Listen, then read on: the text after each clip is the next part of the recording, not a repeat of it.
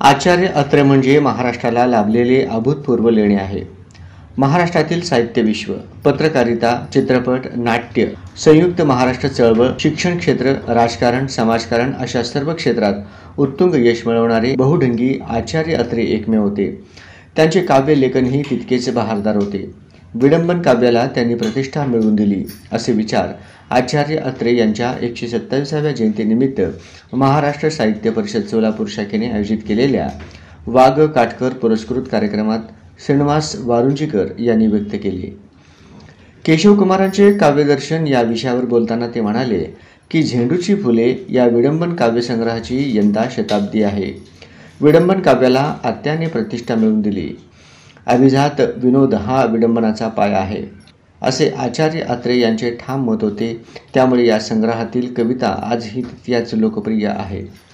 या कार्यक्रमाच्या अध्यक्षस्थानी श्रुती भडगावकर होत्या.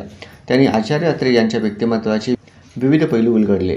त्या म्हणाल्या की आचार्य अत्रे यांची वाणी किंवा लेखणी या विषयाला स्पर्श करून गेली.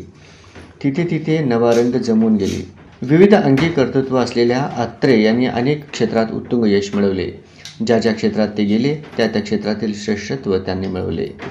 त्यांच्यासारखी मराठी लोकप्रियता दुसऱ्या कोणाही मराठी साहित्यिकाला मिळाली नाही.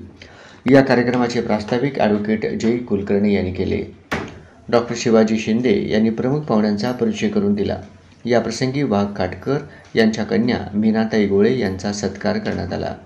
तर किशोर चंडक यांना तिकीट संग्रहासाठी असणारा राष्ट्रीय फिलीरत्न पुरस्कार मिळाला म्हणून त्यांचाही सत्कार करण्यात आला. या कार्यक्रमाचे सूत्रसंचालन शोभा बोल्ली यांनी तर आभार प्राध्यापक भीमुगंडा पाटील यांनी मानले. या कार्यक्रमाला सोलापुरातील पद्माकर कुलकर्णी, श्रीधर खेडगीकर, महाराष्ट्र साहित्य परिषदेचे कार्यकारिणी सदस्य डॉक्टर अर्जुन भटकर, गोविंद काळे, डॉक्टर सुवर्णा गुंड, डॉक्टर देवीदास गुरव, फैयाज शेख, बदी उजमा बिराजदार असे अनेक मान्यवर उपस्थित होते.